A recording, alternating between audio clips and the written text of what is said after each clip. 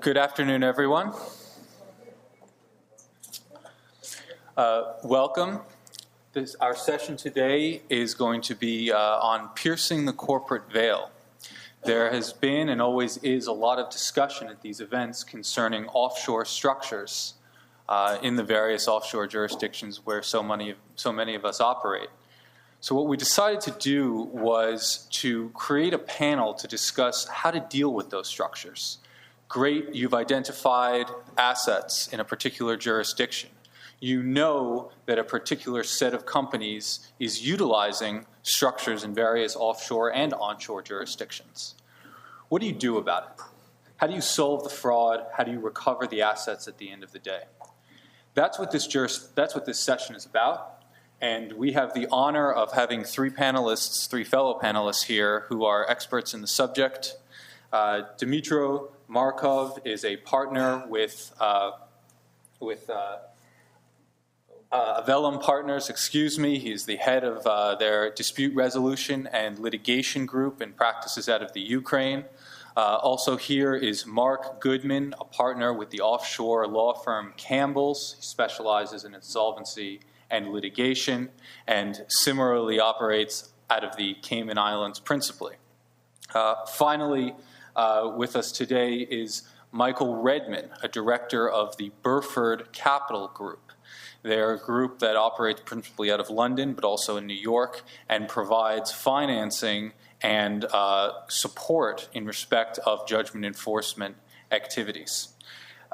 So as I mentioned, we are going to be discussing today what to do, how to arrive at results, and really as a comparative matter, how jurisdictions, the very jurisdictions in which we operate, differ and are in many respects, as we will see, the same. Finally, my name is Warren Gluck. I'm a senior associate with Holland & Knight. It's a United States law firm. I practice litigation, fraud, and insolvency out of its New York office. With that, I will turn to Mr. Markov, who's going to describe today's fact pattern, which is fairly typical of the cases that we often deal with.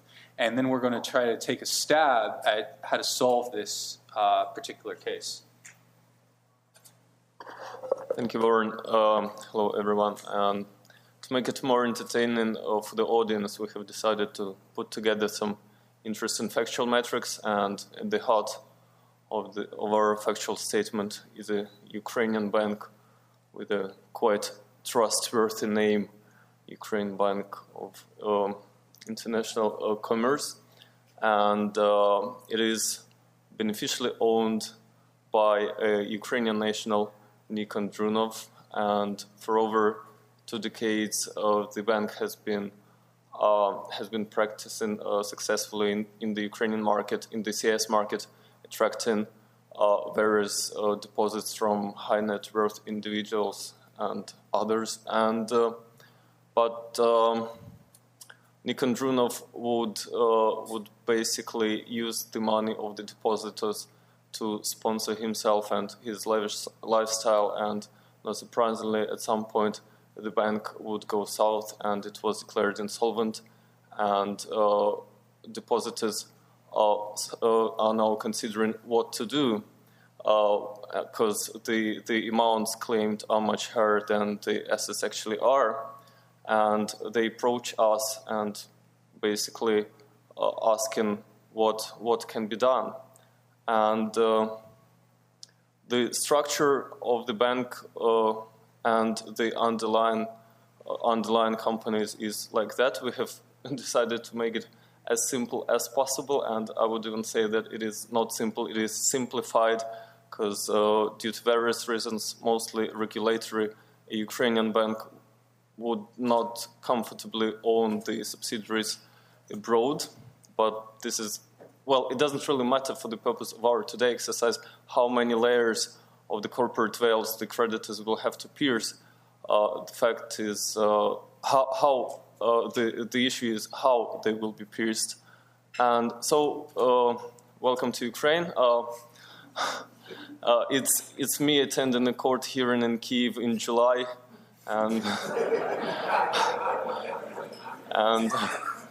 Yeah, the hearing was adjourned because the entire court building got covered with snow. And so why actually piercing corporate veil? And well, there are maybe various reasons, and of course, like the typical ones are like to target the real decision makers, to chase the ones who actually benefited, where the funds actually reached, and of course, to find very often a deeper pocket to enforce against. And I can tell you that there are many pockets in the world which are much deeper than pockets of Ukrainian insolvent banks. And as of today, we have a striking number of over 60 banks being either under provisional administration or liquidation in Ukraine. So this has brought rather interesting disputes. Well, maybe not recalling it similar to this one, but even more interesting. So basically, if the depositors would decide to go directly against the UBIC, as we call it, there is no guaranteed amount of compensation for the creditors, for the legal entities. For the individuals, it is less than $10,000, and basically, to get compensated, you have to wait until all the assets are sold, or the entire estate, and this may take 4 or 5 years, if not more. And very often the assets are sold at the undervalue. Quite often is that the big chunk of the assets are inside the loans, and I think that the investigation in this particular case will prove this. And of course, the creditors. There is a ranking of creditors, and the legal entities would find themselves in the rank 7 out of 10, which is not quite promising. And in Ukraine, there is no general rule about piercing corporate veil. Well, rather there is a rule that the companies are not responsible for the shareholders, and shareholders are not responsible for the companies. And the court practice on piercing corporate veil is quite scarce in the sense of positive reply to this question, and quite abundant in the sense of negative reply. And as regards the banks, we have an interesting provision in the legislation, because mostly it is legislation rather than court practice, because Ukraine, as well as other CS jurisdictions, is a civil law country, although I'm sitting among the common laws. And so basically the fund that administers the insolvent banks is allowed to chase the affiliates who either benefited from the insolvency or actually contributed to the insolvency. But the fund may chase them only if the recovery is insufficient. And when do you know that the recovery is insufficient? When all the assets are sold, and this will happen years after, and the depositors, our depositors, are quite impatient. And also, it may turn out that prior to the insolvency, the National Bank of Ukraine would finance the UBIC extensively. And it's been a trend in the past years that the National Bank would procure directly personal guarantees from the UBOs, and also mortgages and pledges from the companies that belong to the UBOs. And the problem may be that our depositors will have to compete not only with the fund but also with the National Bank. And this has already given rise to many interesting cases, international disputes. Well, given the number of insolvent banks, there is a rule of probability then that this should happen, and there is already an investment claim against Ukraine. Many depositors are following it when the depositors of one of the Ukrainian banks are suing Ukraine for driving the bank south. So what what from the Ukrainian side we may assist with to the foreign colleagues who would be piercing corporate veil in the UK, Caymans, or the US, and we could launch the criminal proceedings and get access to the anti-monopoly filings to discover the corporate structure, because usually such guys like Nick Andrunov would be more honest before the anti-monopoly committee rather than before the creditors and depositors and even the courts. And also getting access to the filings of the NBU, the National Bank. And of course, we may also help with bringing the guy to the criminal responsibility. However, this has to be concerted together with foreign colleagues, because obviously the guy in the foreign proceedings would say that he's afraid of self-incrimination in Ukraine, and there is something to be afraid of. And I think we are now passing to a much warmer place, and you can see Mark here in his office, busy as always. I think this time watching Pirates of the Caribbean. That's the Cayman Islands in the winter. And you can tell it's the winter because I've got my jacket on. Now, because Cayman law is essentially English law for dummies, what I'm going to do is summarise the English position and then let Michael chip in with some practical guidance from the English perspective before coming back to look at the cases where offshore companies have been pierced. So the basic principle which underpins all of this from a common law perspective is the English case of Salomon and Salomon, which has been described as the unyielding rock of corporate law, that the court in that case said in circumstances where a shareholder had run up debts in the name of the company, the shareholder couldn't be personally liable for those debts in circumstances where they were the debts of the company. It defeated the whole purpose of incorporation to have a shareholder liable for the debts of the company. What Lord Sumption has said in the Prest case was that it would be a failure in English law if it was to bend in the face of abuse. So what the law has had to do is to sort of develop a set of principles which would apply in circumstances where a company is used as a vehicle of fraud. And there's a number of authorities which, if you read them all, would show a developing history. But I'm not going to go through all of that because I'm sure you're not really interested. What you want to know is what the law is now. Just to give you a couple of examples of the kind of circumstances that we are talking about. There's a couple of cases there on the slide. The first one, Guildford, Motor Co. and Horn. That was a case where Horn was formerly the managing director of Guildford Motor Co. Had signed up to restrictive covenants which prevented him from working for a competitor. And after he left Guildford Motor Co., set up a company to compete with Guildford Motor Co. as a means of avoiding his obligations under the restrictive covenants. And in that case, the court said that the use of the company interposed between him and his former employer was simply a device or stratagem for him to avoid his obligations, and therefore it was a facade for something he shouldn't be doing. And similarly, in the later case of Jones and Littman, that was a case where a defendant entered into a contract to sell a piece of land in order to avoid an order for specific performance which would compel him to transfer the land to the purchaser. He transferred it to a company which he owned and controlled as a means of avoiding that remedy of specific performance. And again, in that case, the court said that the company was established for that purpose as a sham to avoid its obligations to the purchaser, and that the veil of incorporation could be pierced. Now, the latest word on this is the 2013 Supreme Court case of Prest and Petrodel, which I'm sure most people who practice in English law will be familiar with. Now, this hasn't actually been cited with approval in the Cayman Islands as yet, but it's fully expected that it will be. The position in Cayman is that we follow the English judgments, particularly of the Supreme Court, on the basis that the highest court of appeal in the Cayman Islands is the Privy Council. So the same judges looking at the same facts are bound to come up to the same result, which means these very senior authorities from England would be very highly persuasive and almost certainly followed. For anyone who doesn't know, Preston Petrodel was a matrimonial case, an ancillary relief application by a wife in circumstances where there were two Isle of Man properties which held, two Isle of Man companies which held properties including the matrimonial home.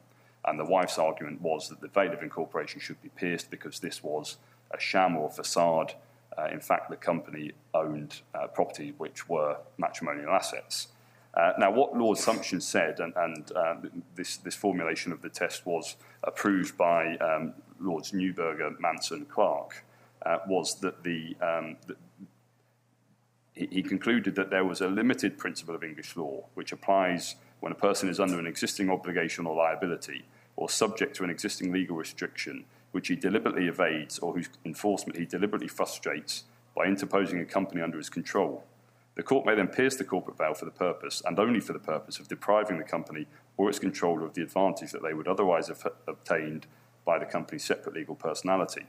He divided the earlier cases on this into two types of cases. The cases involving evasion, which is the Gilbert and Horn type situation where you have used the interposed company as a means of evading a legal obligation, or concealment cases.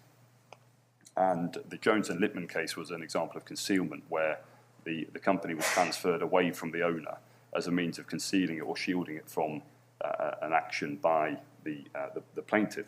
And what Lord Sumption said was that the veil should only be pierced if it was a concealment type case, and that there were other remedies available before you look at piercing the corporate veil. Those remedies should be used. So following that decision, although the comments in that case are technically obiter, given that the way they resolved the problem in that case was to find a resulting trust, the assets that were purchased by effectively the husband, his money was given to the company purchased the property, there was no evidence of it having been a gift, and so there was a resulting trust. The properties were held on trust for the husband.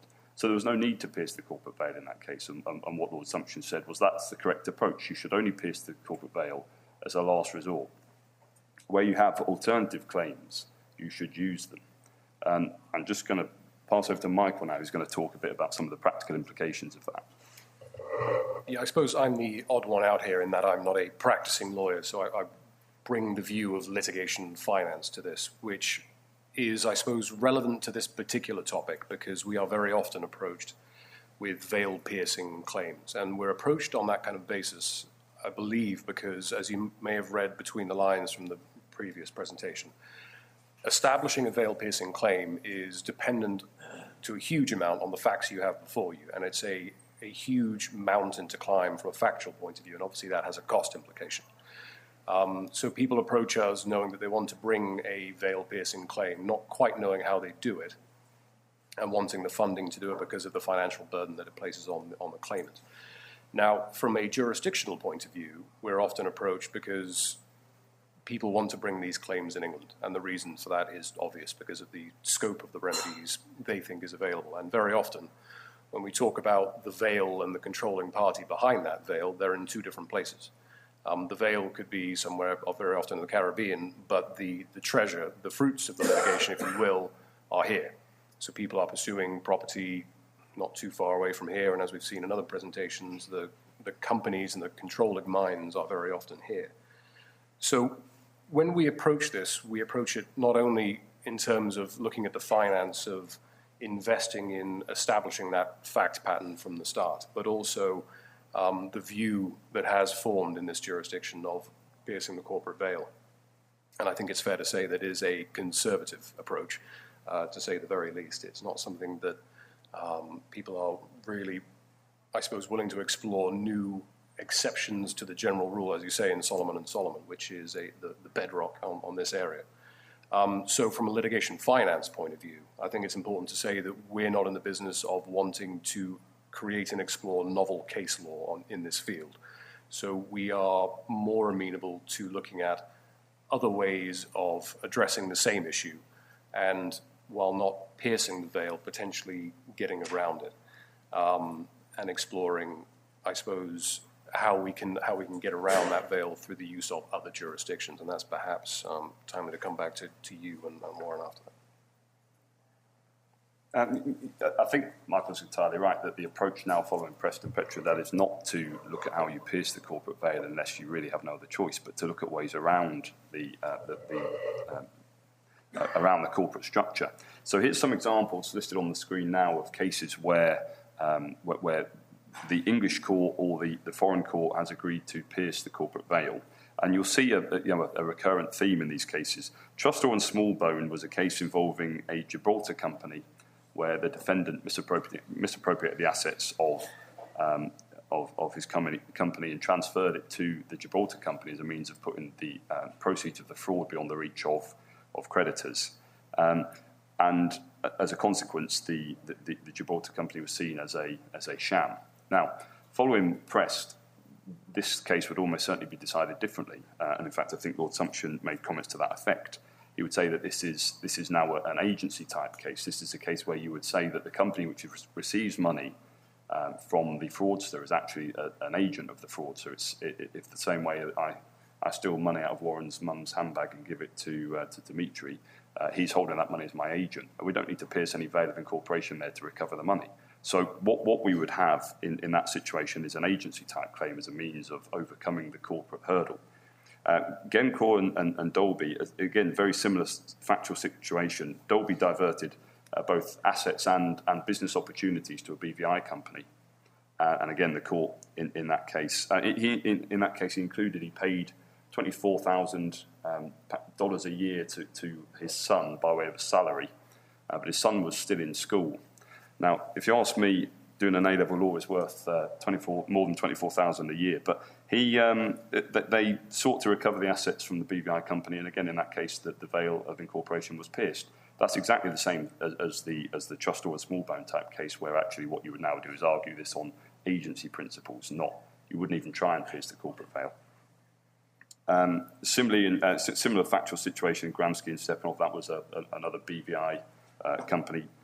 Penny Feathers was a Jersey company, and that case again involved the diversion of corporate opportunities. Rather than make use of these corporate opportunities in their own name, the directors diverted those corporate opportunities to a Jersey company, caused the Jersey company to make use of the knowledge which they had provided to it in breach of their fiduciary duties.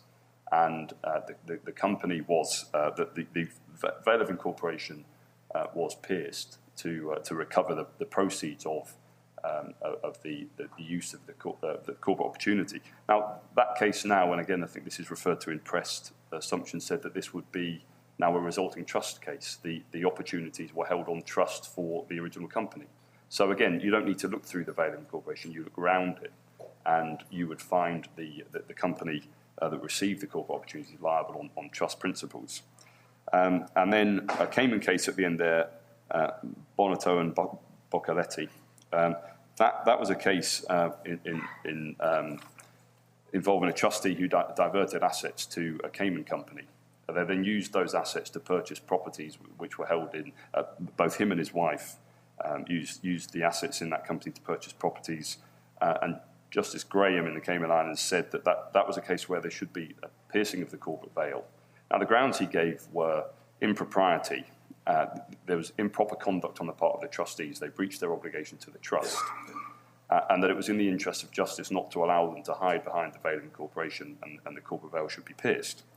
Now, I think that in light of Prest, you would see that case decided differently. The court would probably take the view that the assets held by the Cayman company were actually assets held on trust for the benefit of the trust, just not in the name of the trustee any longer.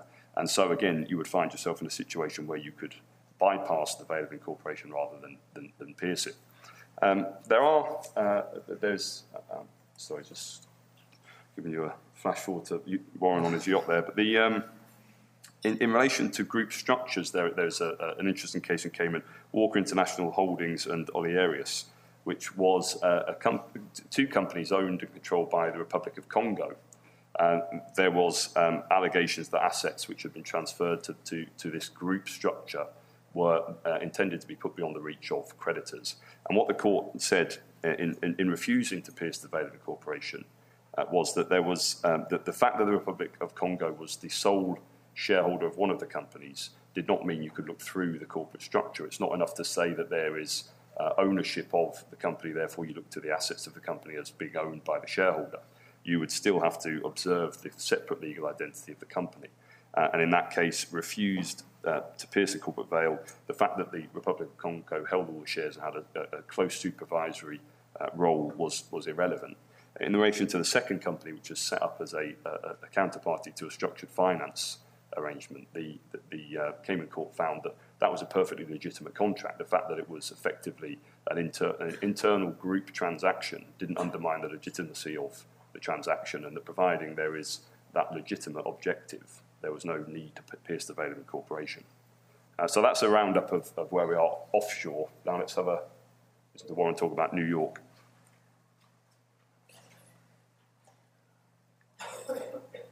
I think what we've heard so far is somewhat pessimistic on the prospects for piercing the corporate veil. As you've heard in Ukraine, the doctrine of piercing the corporate veil effectively marginally exists, and even then you have to wait until all collections are made before actually going after the bad guys.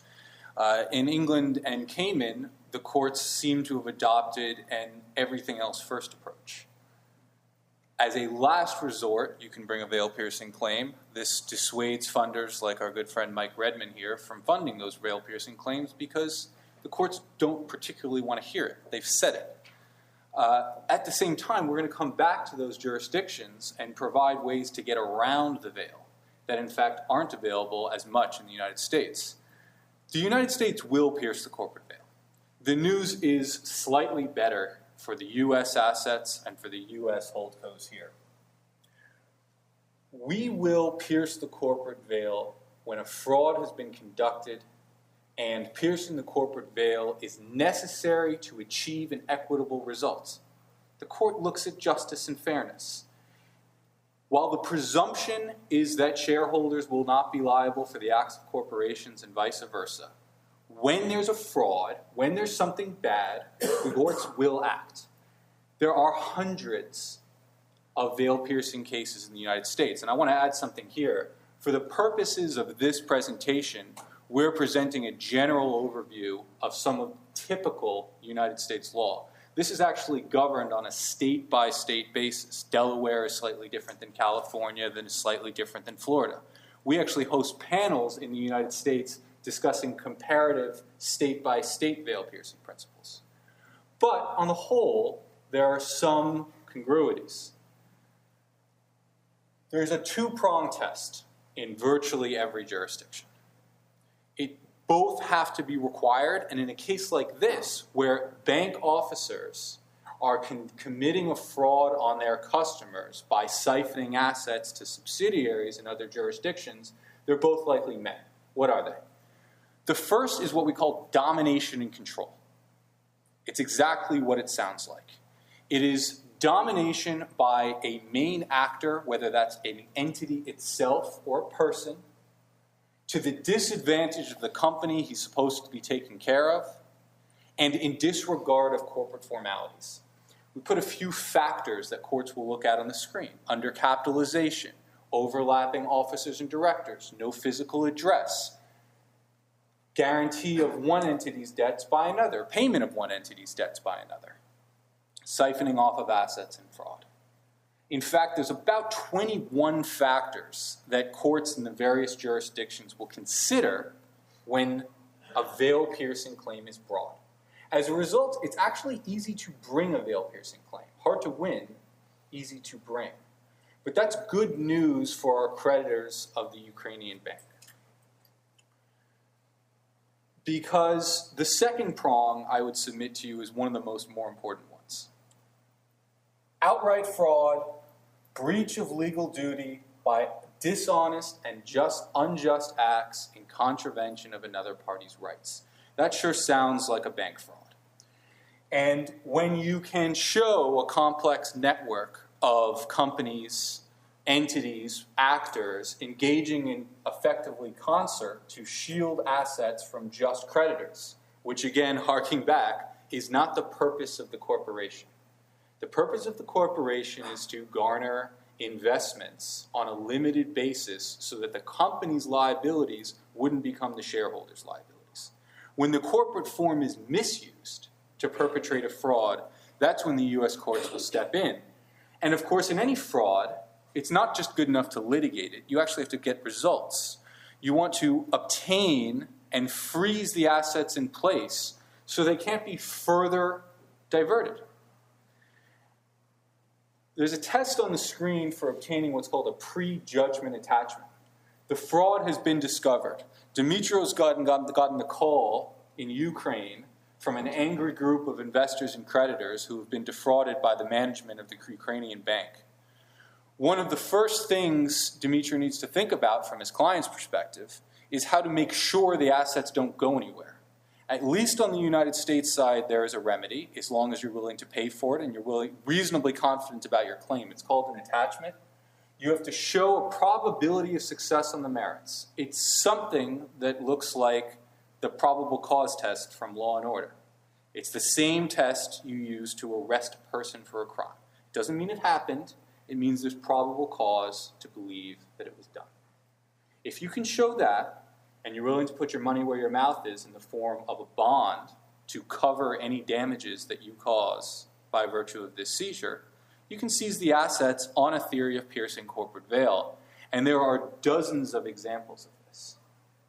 What that does is put a giant freeze on the case and will allow you to consider a global strategy in the meantime. And with that, I'll turn back to Mark, who's going to discuss some of the global strategy and some of the ways to get around the corporate veil in other jurisdictions where piercing right through isn't an option.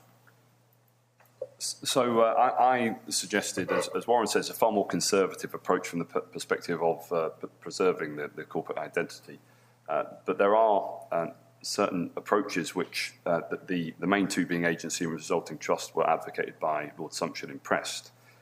Actually, the two are not dissimilar. Either that the assets were held on trust by the company for the transferor of the assets, like in the Prest case where the money there was no unlawful conduct on the part of Mr. Prest, who simply provided his own hard-earned money to the company in the Isle of Man. That would be the resulting trust type case. Where we're talking about the fraud type circumstances where money has been misappropriated or a corporate opportunity has been diverted, those would be the kind of cases where we might look at the agency rather than trust. But either way, the two are based on the same kind of principle, which is that the company is holding the assets not in its own right, but either as agent or trustee for the person who transferred the assets to them. Another alternative is the direct claim. Now, the case of Chandler and Cape, which is there on the screen, is a case where a trading business was subject to various claims, asbestosis claims from former employees.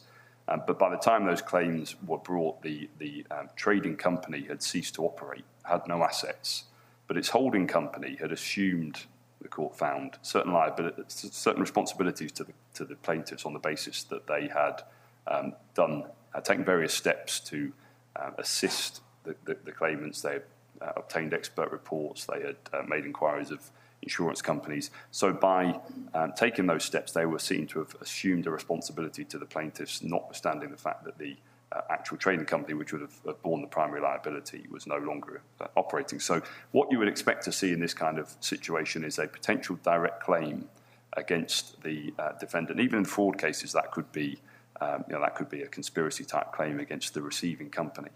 So it may be that if you can't trace your bad actor, you don't know where he's gone, you don't bring a claim against him, you go straight to the jurisdiction in which the assets are, and then bring a claim. Now, look, that's key. You need to know where the assets are. The assets are almost certainly not going to be held offshore.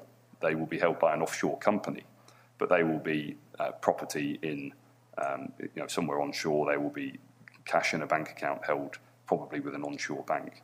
These assets are very rarely held in the offshore jurisdiction. So in order to effect a remedy, you need to go where the assets are, which means that actually a direct claim against the assets in the jurisdiction which they're found is a more effective remedy.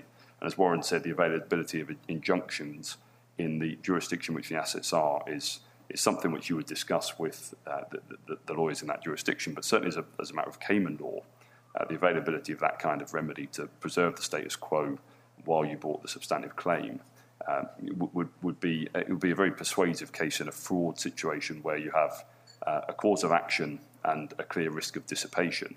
Even in there's a developing body of case law in Cayman about the ability to take an injunction against a cause of action defendant. I'm not going to get into that on this talk, but even where you have no direct claim against the company which is holding the assets, there may be availability of injunctive relief to freeze the assets while you bring your cause of action in some other jurisdiction. The last item on the list, and probably the most frequently used, would be a liquidation. We would quite frequently see, and in cases based on very similar factual circumstances, we have seen the appointment of provisional liquidators in the Cayman Islands with a mandate to preserve the assets and to investigate the circumstances of the company's business. Now, that's a more complete remedy because you don't need to go and seek some separate injunctive relief. The assets are, from the date of the winding up, they are held by the company in the hands of its liquidator. And any transfer of those assets in anticipation of the winding up order is something which you would have a statutory right to seek to recover. So the reason we see liquidation as a very common approach in these cases is precisely that. You have a complete remedy. There's no need for separate enforcement. There's no need to seek a separate injunction. And you find the liquidator has far wider powers to collect in information, investigate the fraud, and take appropriate action in the fullness of time. You also tend to see, and Michael might pick up on this point, that in a liquidation context, there is more willingness for litigation, more willingness for funding, where you have court-supervised professionals who will seek sanction from the Cayman court to bring that kind of litigation. It makes funding more viable prospect. Yeah, and as you say, there are court-appointed powers that you can take advantage of in investigating that claim and getting over the factual hurdle I mentioned. Absolutely. What you would need to do to bring a liquidation in the Cayman Islands, you would need to demonstrate a tangible interest in the company, which might not in certain fraud cases be the easiest thing to do without a direct claim. But there are various ways around that. An action in the Ukraine, in these circumstances, an action in the Ukraine which resulted in a judgment against Ukraine Bank may give you grounds to either appoint somebody in the Ukraine to trigger the liquidation of the rest of the structure, or could result in a charge over the shares, which would give you a tangible interest in the subsidiaries and therefore a right to seek the liquidation of particularly the Cayman subsidiary.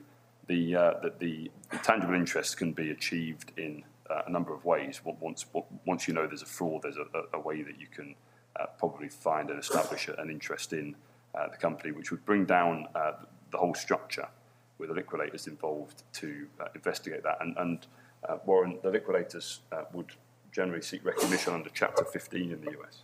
I think that's right. And that's the funny thing is that while you've heard today that the U.S., at least in cases of fraud, will pierce the corporate veil, again, to avoid injustice and promote equity, the concepts that Mark was just talking about, resulting trust, we call it an equitable trust. We're actually a little stricter there. For there to be an equitable trust, there has to be a confidential relationship in the first instance, like that of an investment manager. And simply a contract counterparty, a bank depositor, a creditor, is not going to have that type of confidential relationship by which we can get the resulting trust. We also don't have the concept of the just and equitable winding up, the just and equitable liquidation that Mark was just talking about. That being said, there is a way we can all work together on this, and it's something we recommend. While the U.S. will not itself employ concepts like injunctions arising from constructive trust where there's no confidential relationship, and doesn't itself have the concept of a just and equitable winding up, we have comity. We will recognize the actions of other jurisdictions. So let's go back to our example here. Ukrainian bank, Cayman holdcos, U.S. operating cos with underlying assets. Well, one thing you can do is file it, if you get your liquidation that Mark's gotten for you, well, we'll just have it recognized under Chapter 15. And what that's going to do is the exact same thing, if not better, than the attachment would do. It's going to freeze all the assets in place. It's going to ensure that they ultimately arrive at the creditor's hands, not the fraudster's hands, and hopefully nobody else's hands in terms of competing interests as well. It is an effective remedy. A Cayman Islands winding up proceeding, while this is not a Chapter 15 class, under these circumstances where the liquidators have taken over control, will likely be recognized in the United States unless it's fundamentally contrary to public policy, which it probably wouldn't be here. Another thing we can do is take the injunction order that Mark got as a result of the equitable trust theory ran in the Cayman Islands, and we can have that enforced in the U.S. as a matter of comity. Slightly tougher test, but we enforce foreign court orders as a matter of comity. The U.S. is actually fairly open to that. The last thing we can do is a state law analog to a formal liquidation. It's not under the U.S. Bankruptcy Code. It's called receivership. The test is whether basically no other option. You have a deteriorating asset, you have an asset that needs to be managed, you have an asset that's on the brink of being dissipated. And if a receiver, who is going to be an officer of the court, but the creditors are going to have some control over who is appointed, will benefit from that receiver being appointed, we can do it. We can have a receiver appointed over shares, the company itself, the U.S. OpCo. We can also have a receiver appointed over property. The result is the same again. Protection of the property pending further adjudication in Ukraine, in Cayman, or even in the United States. I think one of the more interesting approaches, by the way, for this group is the last point that before I turn it back over to the panel, is that about 40 years ago, so a while now, even 50, the United States judiciary made a determination. All corporate veils are not cut from the same cloth. There is a group of companies in the United States that receive special treatment, whose corporate veils are easier to pierce. And that's in the case of shipping. You heard something about shipping today with Greece. Shipping, the offshore world, they're very much hand in hand. And what you will see in the United States is that a unique test applies in the case of shipping cases. So it could be any company, but in the test of shipping cases, to pierce the corporate veil. It's much more liberal. It's not a two-pronged test. It's a disjunctive test. You show either domination or control. In fact, it has been upheld, the types of seizures that we've discussed here, on a single payment by Company A of Company B's invoice. So what were you doing paying that invoice? Seizures of the Company's B's assets up to the amount, or A, have been ordered in the maritime law case. Now here's the question. If you look at the rationale, ships that move, property that moves, flags of convenience, very similar to incorporations of convenience, is this a test that is equally applicable in the offshore world? Is a lighter test appropriate in the offshore world? It's a question. Are all companies the same? It's something we'll leave here with, but I suspect that these types of analyses in cases of fraud especially, in cases involving, let's say, 30 or 40 offshore companies, which we're starting to see, you have to really pierce the corporate veil of each and every company with a two-pronged test, or is there a sort of group dynamic at work? It's interesting because the opposite to the recognition of the Cayman liquidators would be enforcing a US judgment in the Cayman Islands, which was a judgment where the corporate veil had been pierced in relation to assets held by a Cayman company. Now, as the English court would, the Cayman court will give effect to a foreign order, gives rise to a cause of action in Cayman. The foreign judgment is the cause of action. That has two ramifications. Firstly, that's what you bring your claim on, and secondly, that's what you base your injunction application on. You say my cause of action is my judgment that Warren's obtained for me, and that solves the first part of the injunction problem. What would be the ramifications of the approach Warren talks there in relation to maritime cases is that the Cayman court will enforce a US judgment as a matter of comity, subject to some exceptions. Principles of natural justice must be observed. The judgment won't be enforced if it was obtained by fraud, and it won't be enforced if it's contrary to public policy. Now, there's where the problem I see potentially arises in the approach that Warren advocates, which is that if you go to the Cayman court and say, well, I want to give effect to this judgment, which was obtained from the US court, which applies a principle that corporate veils can be pierced in respect of offshore companies more easily, you can see why the Cayman Islands and other offshore jurisdictions might have a public policy concern about that development. It's correct in all of the cases that I referred to where the offshore companies have been pierced.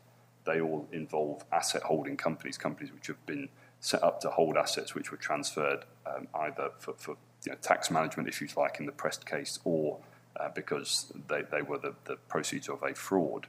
But the suggestion that all offshore companies must be tainted because there's a risk that some of them might be used as a vehicle for fraud is something which would not sit well with the Court of the Cayman Islands and probably the other offshore jurisdictions as well. So I think that the issue which comes up with Warren's approach on that issue is that I think there would be a public policy argument against enforcement of judgments which sought to apply a lower threshold simply because there was an offshore company involved. No, I agree with you, and that's the tension. That's the tension between obtaining a remedy and maintaining the structures that are very, very useful. Now, the corporate veil exists for a reason. 98% of shipping companies' corporate veils are not pierced ever, higher than that. In most litigation, it's very difficult, even under this lighter test. And I agree with you that this would, if for example, all U.S. companies were called into question, I think there would be very serious public policy concerns. The question here is whether, how to deal with that. And I think it poses good questions, which I think is a good time to sort of open this up to the audience, because we're here, after all, in the offshore world because of structures. And I think at this time, it would be a good time to open the floor to the audience for any questions that they may have on the presentation or comments. Sir. Yeah, thank you all very much. Using the Ukrainian bank case as a lead example, I wonder if the panel could say anything about that case, or indeed others, on the very interesting comment that the gentleman made about how, let's not forget that very often the real assets are actually onshore, they're not in the offshore haven. How easy, given the enormous length of many of the corporate chains and the numbers of companies involved, which are not quite the same thing, how easy is it actually to identify, one, what the assets are, and secondly, where are they? Because they may be able to do something about the assets in other ways. You're quite right. There's a very significant challenge when you're dealing with fraudsters. These people, by their nature, are very intelligent, very clever, very shrewd people. And the idea that you just turn up in Cayman and find a locker full of cash is just completely unrealistic. Now, I've dealt with a liquidation of a bank, a South American bank, in very similar circumstances to this. That liquidation has been running on now for 12 years. The professional fees incurred in that liquidation have exceeded $6 million. The recoveries made so far look like a return to depositors of less than a cent on the dollar.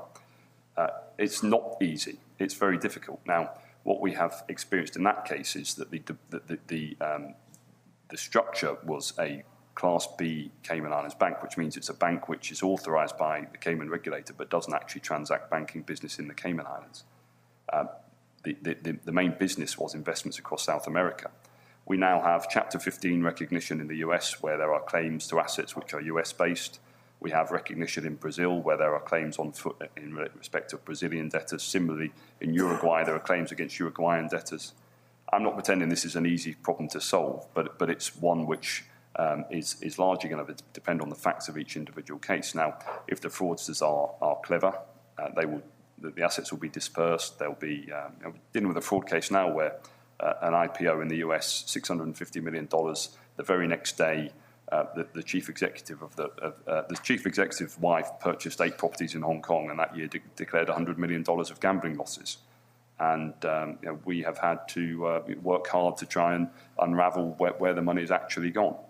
It's a very difficult challenge, but in this situation, that is your best approach for a recovery, and some recovery is better than no recovery.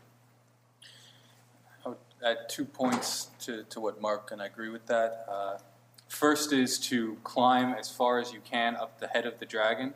So the higher the topco liquidation is, if the topco has shares and subsidiaries and subsidiaries and subsidiaries and affiliates, that mandate from your receivership, from your liquidation, is going to filter through to all of the underlying company assets as much as possible. And if there's more than one, you need to do more than one, which leads to the next point. The people who are in the most disadvantaged position are those with smaller claims. Those individuals who have, perhaps the individuals in the aggregate have big claims, but individuals with smaller claims. The way to deal with complexity is via complexity. And if you are in a position where you have to submit a 200-page affidavit to the court, you simply have to do it. You have to sit there with your team, and the team is a lot more than just lawyers. It's forensic accountants, it's expert witnesses. And you have to both tell a narrative that's easy for a judge to understand in a day, but also in your papers, be extremely specific with appendices. And hopefully, on the whole, while these fraudsters are clever, they're not so much clever than the professionals in this world. And I think if you work hard at producing a cause of action, producing a set of facts that are verified by reputable accountants who have investigated these types of claims before, then you can win. The problem with what I just said, though, is yes, possible, but expensive. So the people who are in a difficult position, and this is somewhere where Burford comes in, by the way, but the people who are in the most difficult position is when there's been an elaborate fraud, but there's not the resources to assemble the type of team that's necessary to solve it. That's totally right. I'll let Michael come in on the point of funding, because you do need to be inventive about the way you fund this kind of strategy, where it is expensive, it is time-consuming, and the bad actor has their hands on all of the assets. But to reinforce Warren's point, on this case, you would certainly want to start in the Ukraine. There makes no sense in starting lower down the structure. You would start in the Ukraine and then try, as a result of taking control of the Ukrainian company or piercing the Ukrainian company, look further through the structure. And when we see, as we commonly do these structures with an ultimate parent in Cayman, the Cayman liquidator then, as the case I alluded to before, there's a topco in Cayman, which then the liquidators of the Cayman Islands take control of the whole structure by virtue of the shareholding in the subsidiaries. It gives you control of everything. It gives you the power to either trigger a liquidation of the group in different jurisdictions. It gives you the power to appoint directors over subsidiaries who then have the power to call for information. So I completely endorse what Warren said, that you would start at the top of the structure here and try and look through it. Michael, a word on funding? Yeah, and I think also in these cases, because they are by definition multi-jurisdictional and international, dealing both onshore and offshore, it's important to look horizontally as well as vertically in some of these structures, and playing off different remedies of disclosure and interim relief and whatever else, and going where I suppose the door can be pushed most easily in whatever jurisdiction that is, and then looking elsewhere. Because if you tack them on every front, then there's just fewer options for them to continue to finance, continue to move the assets beyond the reach. You can exhaust pretty much every remedy you want in the UK, but the money's gone to 6 different places in the meantime, and you're bankrupt. And that's just the way these organizations work.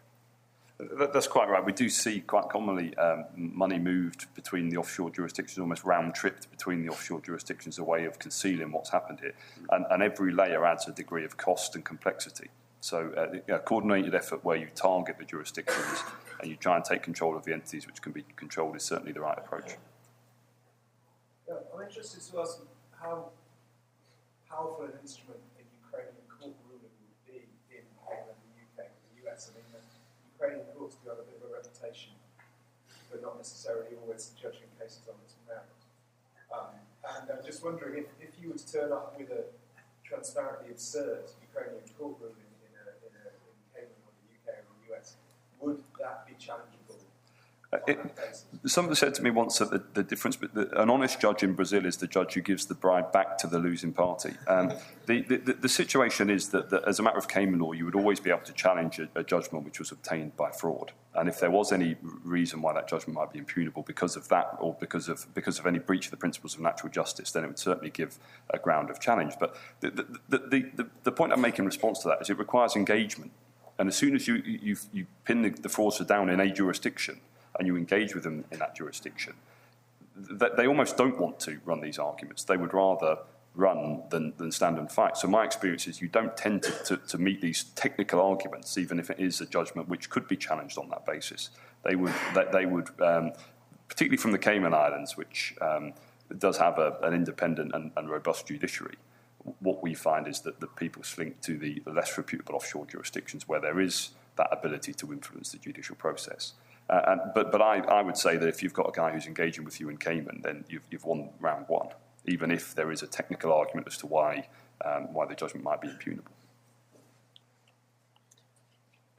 I might say it because the question is definitely very relevant, and I know several instances when Ukrainian lawyers had to explain to the foreign courts that what has happened is actually okay, although I would personally disagree with that. But there's also, I think there's also room for the principle of comity, and there was a big dispute between two oligarchs, the Ukrainian oligarch Zhivago and the Russian Babakov, as regards the shares in the Ferrexpo Poltava mining. And so there was a dispute that was brought in Ukraine by Babakov, and the claims were rather silly, but the stakes were quite high.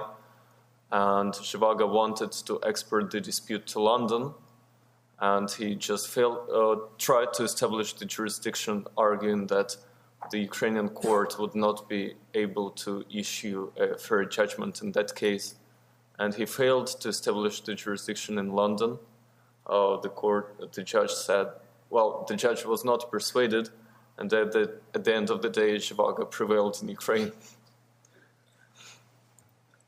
I would say on the U.S. side, it's very much like the Cayman position, but I'll divide your question into two parts, which is, you said, based on the reputation of Ukraine, will all judgments not be recognized or subject to meaningful challenge? No. Judgments that are obtained by fraud will be subject to meaningful challenge.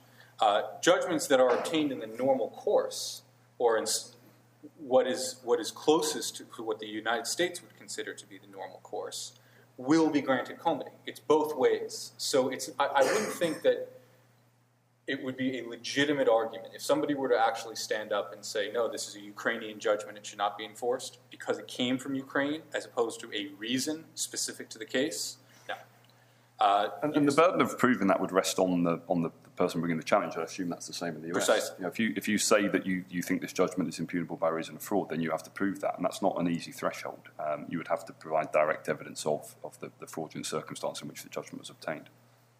And in this case, let's be clear too, if a Ukrainian court were to issue a judgment accusing a significant Ukrainian bank of fraud, and that judgment were made in favor of the investors and the creditors, the victims, I think that is an entirely different type of case than, for example, the reverse, that there was no liability, or that there is, for example, you're saying a dispute between two oligarchs where one is looking to enforce the other, and the entire thing is a leverage game. I think you'd have to definitely look at the specifics. I will just add that you may want to have a look at Merchant versus Naftogaz case, where there were two Ukrainian judgments, one recognized in London, the other not. And, actually the reasons were the ones that we are discussing here now. I would add, by the way, that there's an unusual principle of New York law which enables, if it's a money judgment, there to be recognition and investigation in respect of that money judgment. So worldwide investigation, recognition, without any jurisdictional predicate.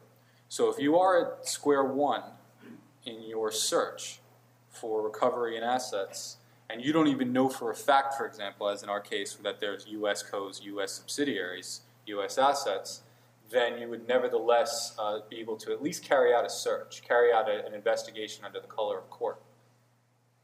I think we're getting about to be at the hour, but if there's any final questions.